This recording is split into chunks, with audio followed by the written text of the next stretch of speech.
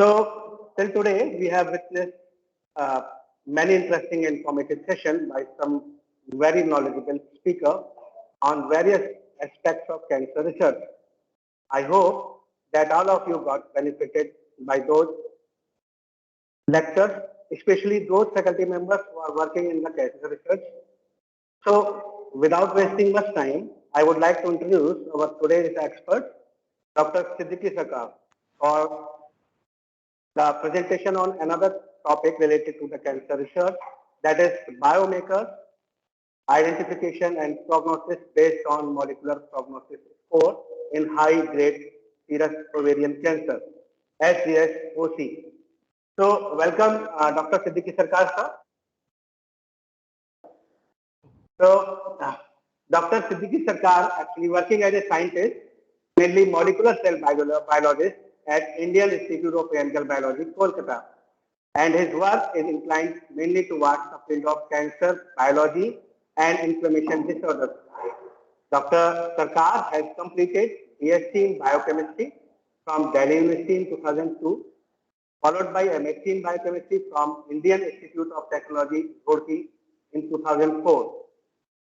He has completed his PhD in the field of cancer biology from Indian Institute of Technology, Kharagpur, West Bengal in 2010.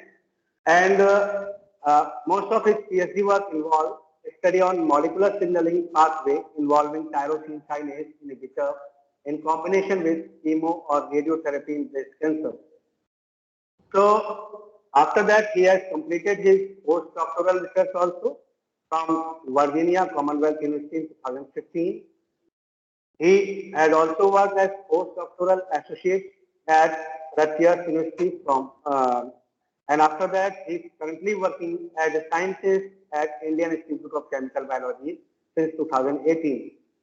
So, as being a renowned scientist, he has more than 45 scientific papers in reputed journals in his research account and also has collaboration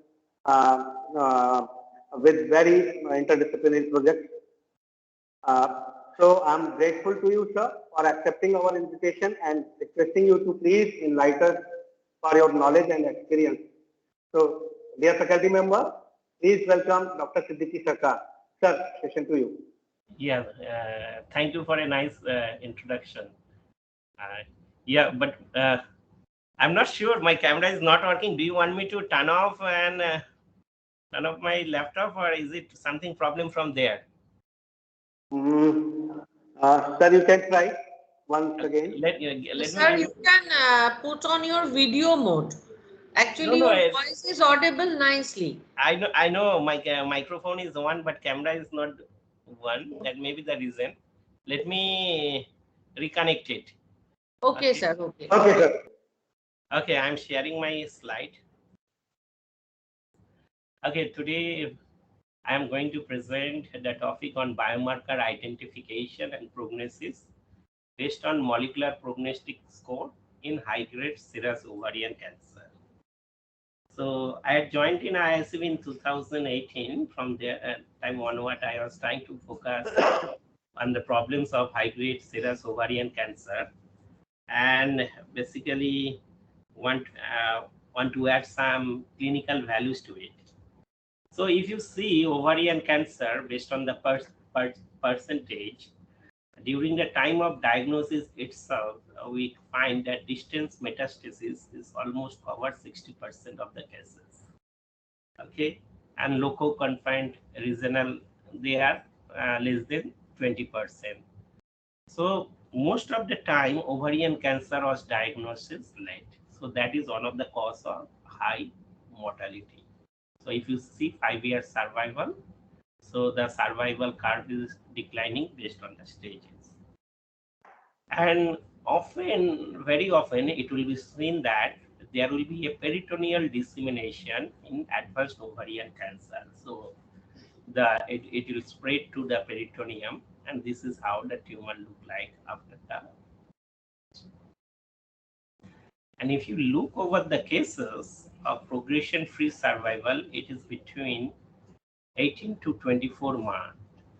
Okay, so progression-free survival is very less in ovarian cancer after better treatment. Then we want to know one of the main problems is the recurrent ovarian cancer. So what is recurrent ovarian cancer? So like when people has been diagnosed with ovarian cancer based on the marker CA125, then they are treated with the either by surgery possible or by the standard line of therapy. These are the standard line of therapy like platinum or paclitaxel. So once they are treated, they respond well. Then again, the relapse come within a year. Then again, they are treated. Then it found that this relapse-free times is decreasing with time, and after sometimes they doesn't respond. And this is called a recurrent cancer. So some of the known drugs which was used for the treatment of ovarian cancer are topotecan. They are topoisomerase inhibitor.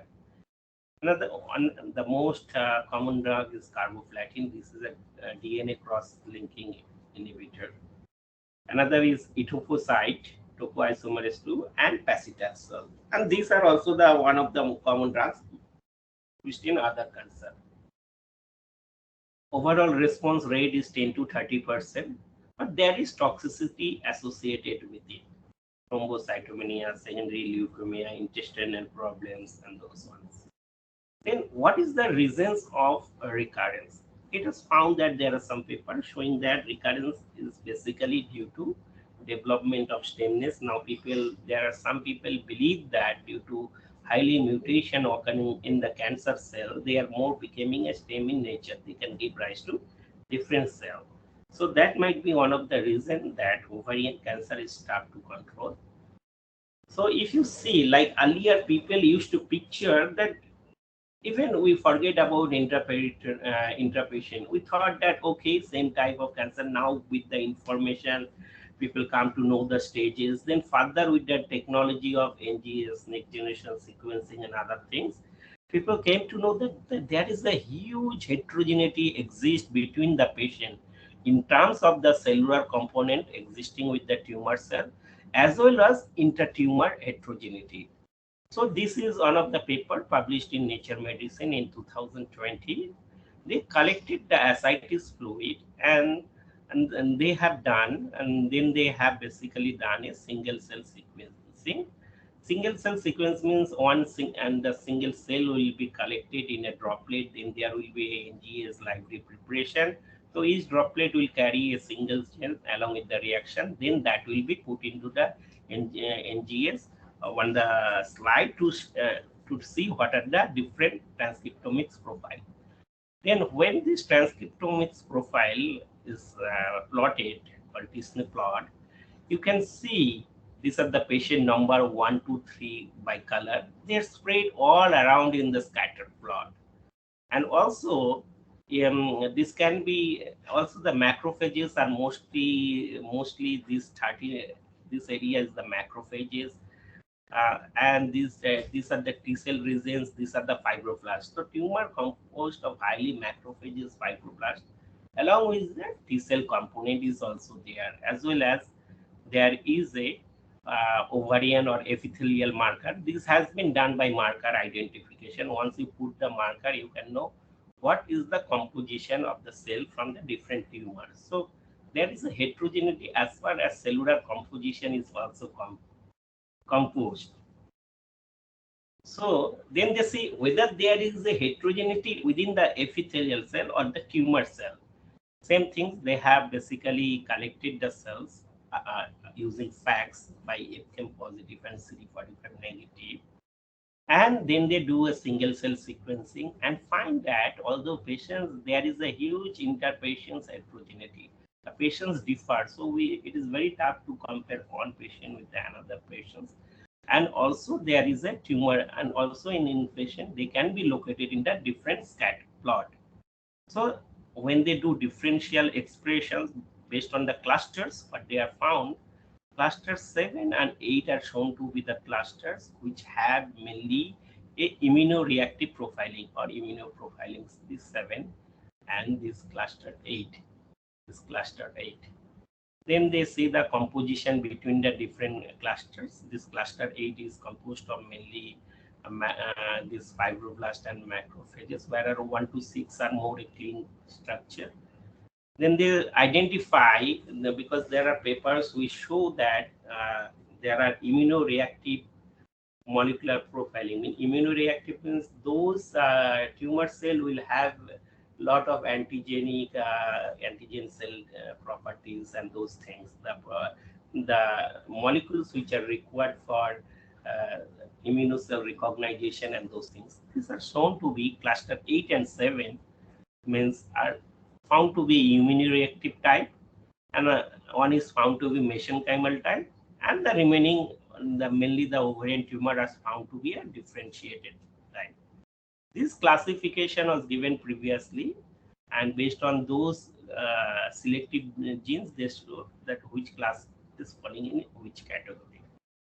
So we can now we can found that there is an intra and intra-patient heterogeneity. That might be a reason when you are giving a drug, it might some cell might be susceptible to it, whereas others may not react. Others may not basically respond to it and become resistant. So, and even like there is a dynamic profiling even in what I'll call in the patients, means with the time the cellular profiling is also changing. So they do a cellular profiling based on the pseudo time of 2 patients. This is a patient 1. You can see these are the genes which are upregulated or downregulated as the time. These are the pseudo times. So they initially they are downregulated, those genes are getting upregulated. In the second patient, reverse is happening. So based on the heat map also you find. And those genes are found to be mostly focal adhesion genes having a poor prognostic marker. And this has been published in 2021. So that there is a dynamic gene expression profile in high-grade serous ovarian cancer. It's not only heterogeneity, that there is a change in transcriptomics occurring along with the time of the treatment. So how can you tackle it? It's really very tough to tackle. So because suppose consider this is a ovarian tumor where the cells are colored differently, means different genetic profile. So this is a naive tumor without treatment. So when you give a chemotherapy, what happens? So most of the responding cells die and the other cell doesn't die. Sometimes people call it cancer initiating cell, therapy resistant cell. You can find it at different. These cells again get renewal because they doesn't get response, and they form again a full-blown tumor, which is more aggressive.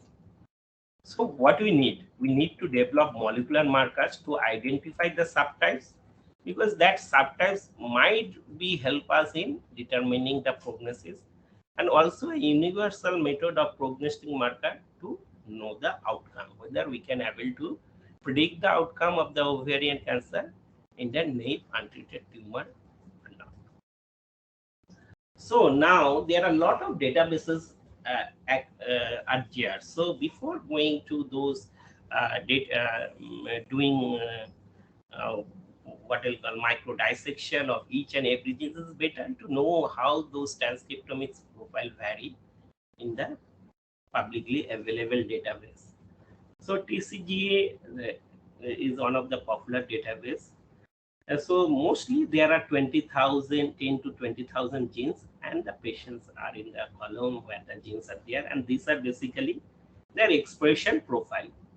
So you should know, means once the data scientists or the people who are genomics people, they should basically know how the data look like. So when you give a distribution, mean distribution, the data is centered across the median, so it is well distributed.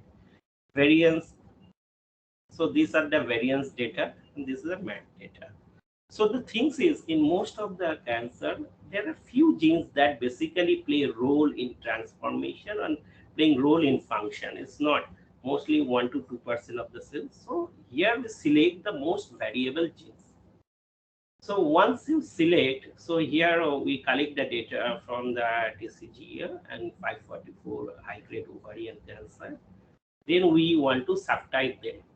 So there is a method called consensus non-negative matrix factorizations, where these these gene expression profile basically are plotted, and then the thing is they are subgroup. These are basically the tumor, they are subgroup based on the expression. So when you subgroup them, we found this what area means they are well clustered. They are well clustered when you are classified them into 3 groups. Into 4 also they are well clustered. But once you subclassify them, so what people do, they start from clustering from 3 to 10. I haven't shown the others. So then you can find that as they are increasing the number, there is a chance that these clusters may not be well clustered. So we have to select the cluster which show maximum number of clusters with minimum what I call minimum patients to be in the different clusters. So this is a selective white. So it's a well clustered. But you will find that as it will vary. This width will vary. That means they are not well clustered. It is misclassified. So we found that K4 can be a good way of subtype specification, and previously, since there are 4 subtypes, so we select K4. So when you select, does this molecular subtypes help in prognosis? So the most important thing, whatever we do, does this gives us some clue? That is foremost important. So when you subtype that into 4 classes, you can find this red subtype 1. This subtype 1 is more classified than from the established paper. We found that this subtype 1 is a mesenchymal subtype. So mesenchymal subtypes and mesenchymal signatures are upregulated, and they show a poor prognosis. That is coming to our hypothesis, and that is what some papers are telling. And the p-value is 0.2, certain level of significance. But there are other method of clustering where it shows non-significance, or it might vary because of the algorithm people use. But we found that there is a increasing, it is significantly can distinguish between the survival values. So whether can we improve, can we use a more universal type which can determine the prognosis? So we try to find a more universal type rather than molecular subtyping. Here we use fast approaches from the complete atlas of the gene. So like there will be 10 to 20,000 of genes. We use 2 databases, TCGA and Geo database, where these are the N is the sample number, almost 1,000 samples. Then we differentiate, then we filter the genes. Then we differentiate between tumor versus normal genes. So this further decrease your gene number, and we take only the significant genes which have a FDR value less than 0.05. And then after this significant genes, this put into a universal Cox regression, means which will have a hazard ratio below or above 1 with p-value 0.5. Those genes we took as the prognostic genes. And those prognostic genes are now trained using a training data to come into a minimum number of gene set that can predict the prognosis. So here we use a lasso regression analysis to bring the predictor genes. Then this predictor genes was put into, based on their coefficient value, they give the molecular prognostic score.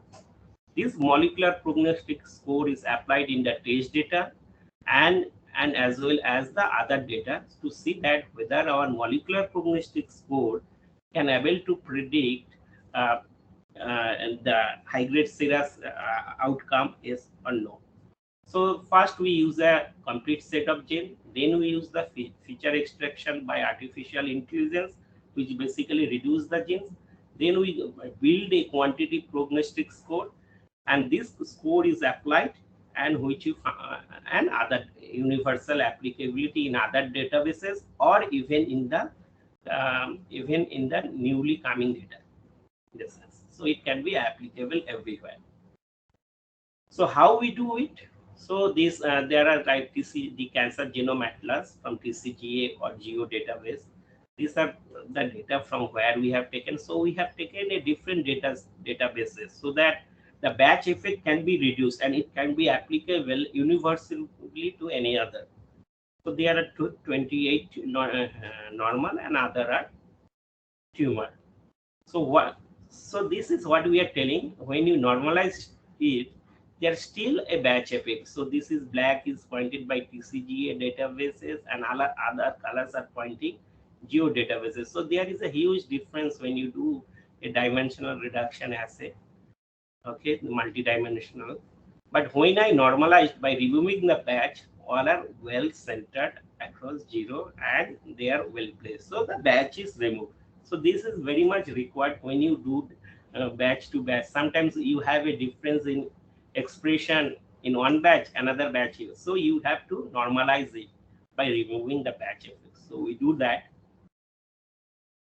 Then we find a differential genes between the tumor versus normal.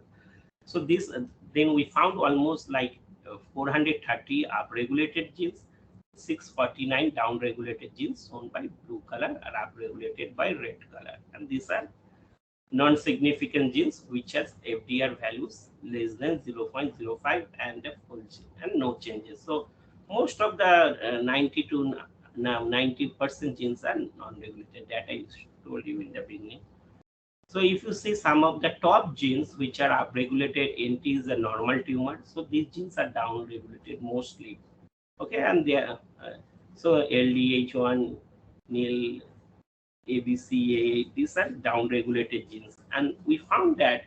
So there you will get a heat of 1,000 genes, but it doesn't make any sense until these genes played a role in signaling pathway.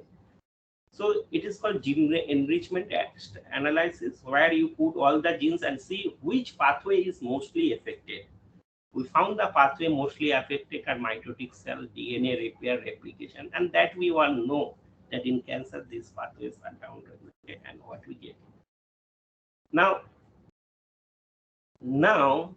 we put these downregulated genes because we want to filter the noises with these dysregulated genes, and now we do a Cox regression or Cox proportional hazard modeling for screening prognostic genes. So these are various prognostic genes. You can see that positive value means more is the expression of the genes, lesser is the survival, means risk is more. So negative value means more expression, risk is less. So if I take just a 2x, so it will give you all those genes. I have just for a pictorial presentation, I just put some 5 to 10 genes, and they're all the values. So if I take gal NT10, which has a hazard ratio of 1.4, means if gal NT10 will have, that means that many times the chance that patient will die, or it's a high risk gene. So when there is gal NT9, the survival is low, whereas gal NT low is blue color, survival is high. The opposite is BT N3A3 is 0.82 or minus 0.2, the coefficient value. So it's if it is a high expression, survival is high, whereas low expression, survival is low. This because these beta values gives the risk. So that means this gene is less risky, means more expression is better than this. Now, once we get those genes, now we combine or cluster those genes to bring into a conclusion that what is the minimum number of genes that is required to give a prognosis value. So sometimes people do multivariate Cox regression, sometimes people do lasso or least absolute shrinkage and selection operator. So where you have, and this is operated again lambda by partial likelihood variance, and this gives you the minimum number of genes.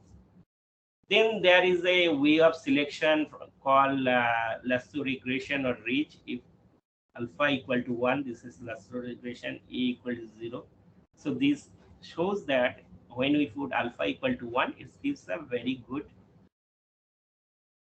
drift in the A, and this might be a better model to predict the least number of genes. There are also other, these use the artificial intelligence, or the algorithm was built in this way to calculate all other parameters of gamma, and this brings the gamma to be, this gives the best fit when the gamma is 1. So based on that, this select the number of genes, which is something around 20. This gives the gene and their associated coefficient values. So this helps in building the molecular prognostic score. So now we want to know how this molecular prognostic score can basically tell us about the prognosis. So what happened? Like whatever the predictor genes are there, that is that predictor genes and the coefficient value, what you get from the survival data, that coefficient values is multiplied, and the summation of all those genes gives us the prognostic score. So then these genes, to know that really they played a role, we divide the patient into high versus low based on the median cutoff, or into 3/4 half based on the quantile cutoff.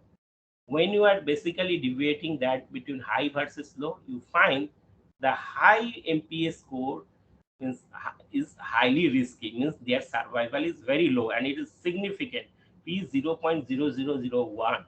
Okay, earlier we used to get 0.03 when we are doing subtitling, so you can find the significance level.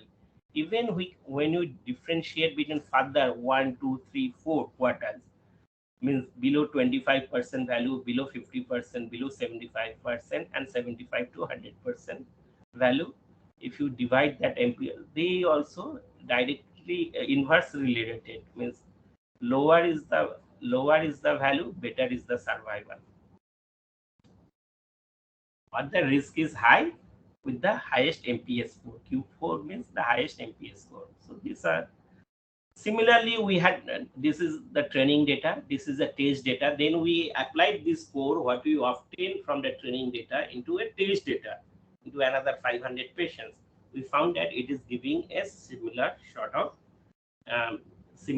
significance. So we came to a conclusion: this molecular prognostic score is not only a qualitative approach but a quantitative approach to know the prognosis or determining the survival of a person. So higher molecular score will have a poor survival or lower overall survival time. So then we see a correlation. This is a training data. It's an inverse relation, means more is the MPS score, lesser is the survival time. R square is 0.97. So it gives a good fit. So the thing is, it is qualitative as well as quantitative, and MPS stratification can help us to distinguish the patient survival. So Q1 patient will survive less. Q1 patient will survive the highest because it's opposite, whereas Q4 is the least. Q4 means higher MPS score, means more is the MPS score, least is the survival. So this we put in the TCAS plus GSA to know that their prediction efficiency using these 20 gene signatures. TP is the true positive and is a false positive. More is the side of true positive, more is the significance. We found almost 70%, 69 to 70% significance across all the 3 data sets in predicting their survival up to 3 years. Then we see also further 1 to 5 years. This is the training data set where the survival 1 year is 0.7, 2 years 6. So approximately 70% it can predict the survival from 1 to 5th year. Same is for the test data set. This is the survival and this is the area under curve. More is the area under curve, more is the prediction efficiency. Then we want to compare with the established parameter like age. So we know that higher age, lesser survival. Clinical stage like FIGO staging or stage 1, 2, 3, 4 or FIGO stage, and also residual disease of the largest nodule. So these are earlier known to be playing role in prognosis: age, we find there is a trend, but not significance for age. Clinical stage also, although higher clinical stage is associated with more hazard or more risk, but not so much significance, and the value is 1.1. Residual disease is significant, that we know, like once you basically residual disease at the largest nodule, basically predict, because if this is more is the hazard. But if you see our MPS score, which we have done in 980%, the hazard ratio is 6. This is 1.3, 6.1. So its hazard is very high and is very significant. So it means that it outperforms all other clinical parameter what is established till date. So now we want to see whether MPS score and the addition of other parameters like age or residual disease can add any more significance or not. So this is the MPS score, which is a molecular prognostic score, black line. Age doesn't have that much relation by a green line. Residual disease, this is a residual disease, and MPS age plus it's at very minor significance, just 0.71 to point. You can say no significance is added by the combination of others. So you don't need even the clinical staging. So what happens clinical staging, a person can tell this is this stage, this. So there is, it might vary, but this is more this data, this MPS score is derived from quantity based. It will you have to put the formula and it will give you. So it will not vary, and it add up. It basically doesn't require any clinical staging or anything from your disease type. It can tell you what is your outcome of the patient. So that is one of the best thing where it will be more robust and doesn't vary from clinician to clinician. And the thing is, and moreover, it outperforms all other clinical parameters. Now, if you want to see the heat map of the 20 predictor genes, which are poor and worse, better prognosis, these are poor prognosis. If you see MPS score higher this side and this side lower. So poor prognostic genes, look, they have a high expression, whereas the good prognosis genes have the low expression, and they are occurring in the, look, if you see, low is this, high is on the left side, and low is. So our data is, well, when we are putting the transcriptomics data, it is well matched with both the training data and the test data. Now we want to know what are the different genes that are dysregulated in high versus low risk group. High risk group means patients who are dying faster or where survival is less, and low means where survival time is high. So we find these are the genes between low versus high risk group. These are the genes which are often upregulated or downregulated. For this case, it is the downregulated. These genes BTN3 gene is downregulated.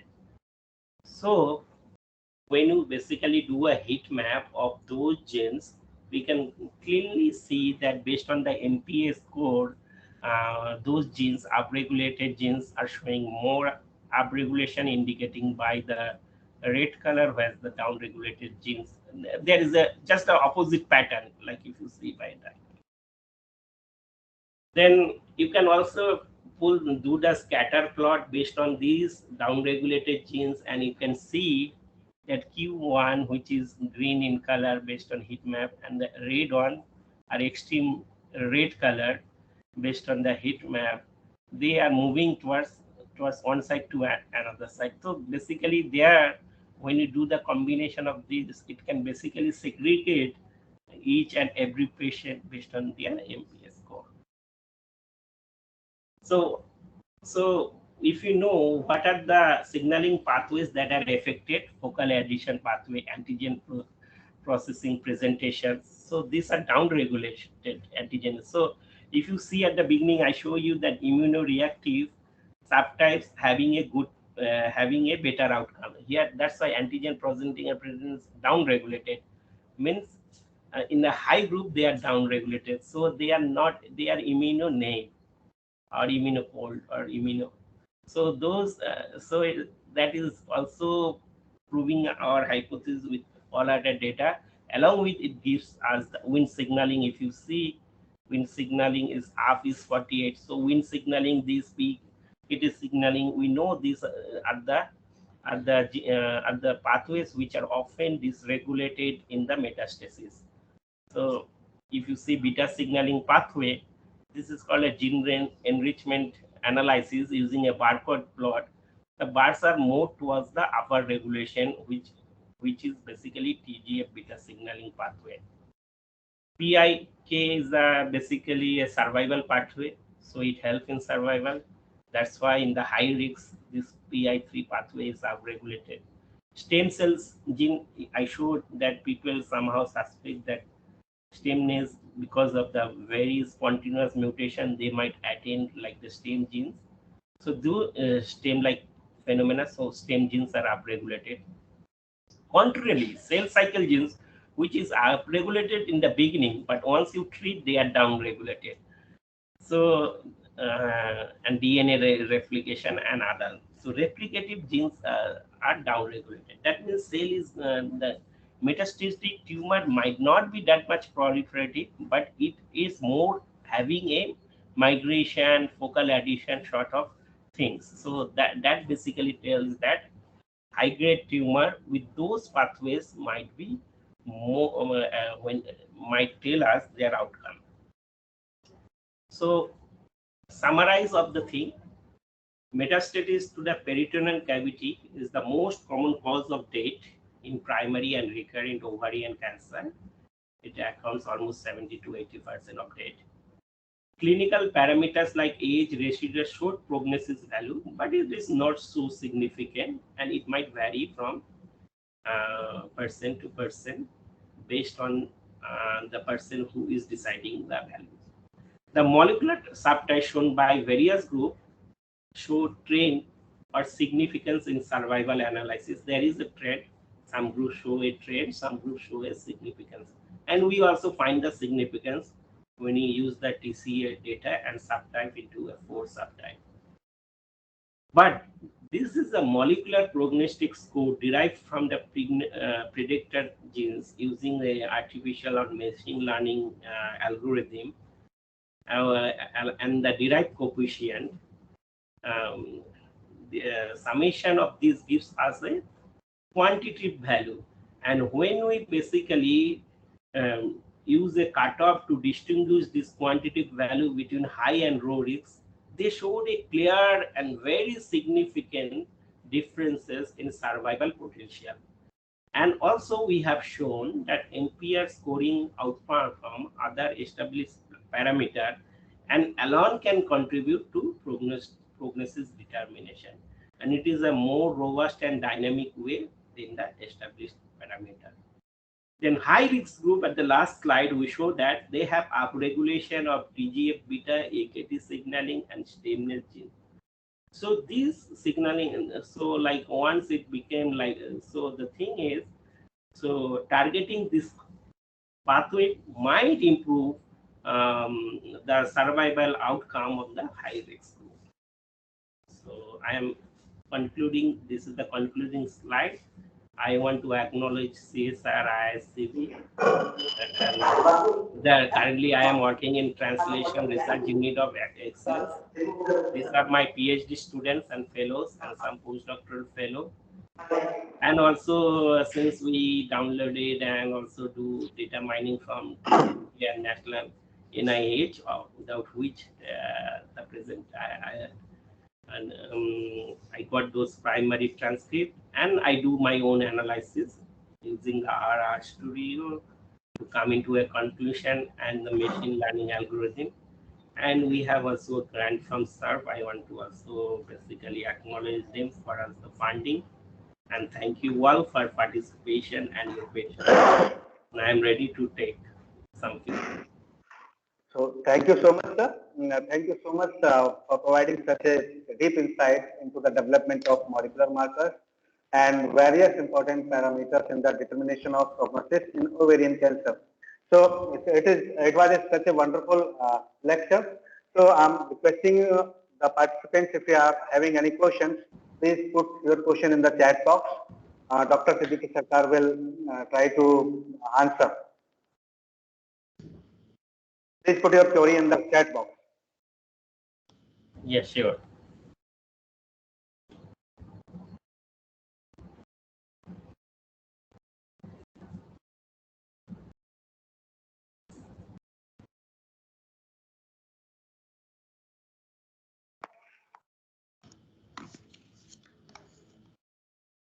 I think there is no question yet.